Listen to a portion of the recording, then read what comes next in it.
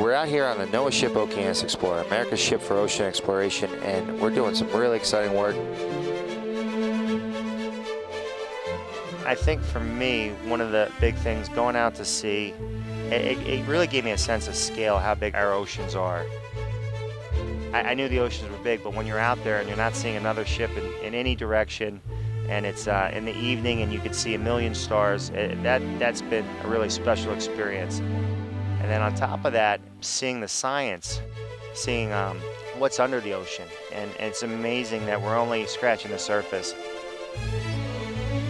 Every time we go out, we're finding something new that no one's seen before. I think that's just really incredible and really rewarding.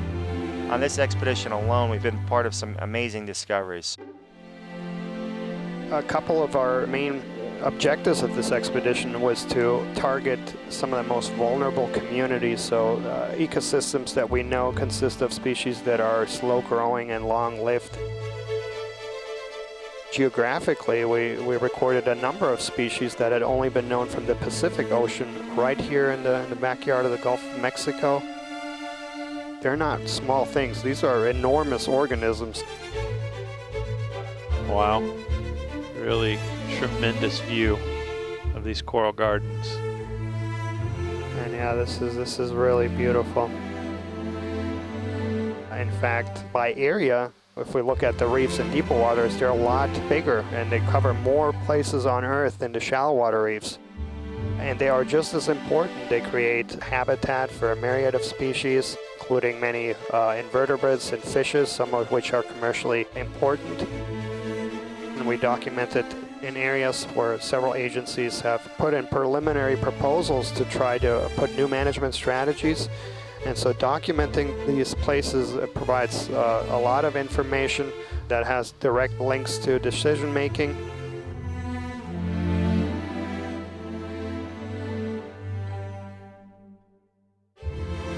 They are the rainforest of the deep sea and just absolutely spectacular.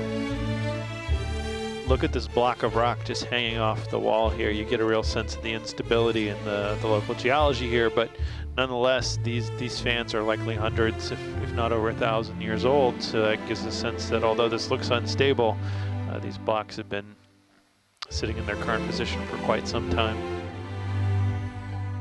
Yeah, and this entire escarpment is a truly interesting and fascinating feature. It goes for several hundred miles and really, really deep. You can dive anywhere from 3,000 meters to about 600 meters. During this expedition, we've seen a lot of very cool geological features. In the far western Gulf, we get to dive for the first time on a very deep canyon. For me, the really exciting parts of this expedition so far have been making it to Perdido Canyon. That was one of the objectives met by the scientific community. It was in the far west, and the fact that we were able to get out there and dive on these sites, not only dive there, but also get some high-resolution mapping in the US EEZ that hasn't existed before. I thought that was really important. It's been a lot of fun working in the Gulf of Mexico. It's such a unique environment where we'll be mapping these deep areas that people have never seen before, but of course you'll step out on deck at night, and to me it almost feels like you're walking down Fifth Avenue in New York City, right? You have these oil rigs that are lit up out here, and it's just a really crazy environment. But what we've been able to do as a program is say, okay, here are the technical capabilities of the ship, here's what we can go out and do, let's find an area that's non-explored, map it, dive on it the next day. Some of the highlights of this cruise, mapping-wise, have, it's always really exciting to find methane seeps where bubbles are coming out of the seafloor naturally. We can see those really clearly on the sonars. And those, of course, are really exciting for both us and the scientists because, it's not just getting maps of the seafloor, we can also get, what's in the water column. One of the reasons we really like to focus on natural seeps and brine pools is because the gas and the brine coming up from the seafloor build these natural environments like the mud volcanoes, but also they create fantastic habitat. They can create hard grounds on which we find a lot of chemosynthetic organisms, and these are very exciting deep sea communities that we don't find in other shallower waters. I think one of the really interesting things about this cruise is, of course, Dan is a biologist and I'm a geologist, and sometimes people think of these as just two separate things. But what I've found really compelling during this expedition is how closely they're interlinked.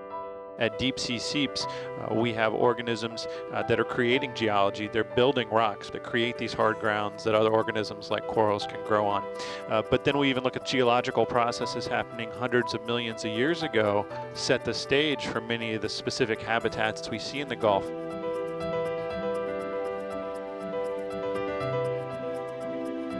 And then we've also been able to possibly identify some new species. Probably the most bizarre squid I've ever seen. I wish I could tell you for sure what it was. You know, thinking as a professional scientist, the phrase new species or previously unknown to science is just such an amazing, profound thing to hear those words. And, you know, there may be folks who work terrestrially who never in the course of their work see new species to science, and yet it seems like consistently throughout these dives, we keep bringing this up and seeing things that we haven't seen before. So something very special and exciting about this deep sea exploration here.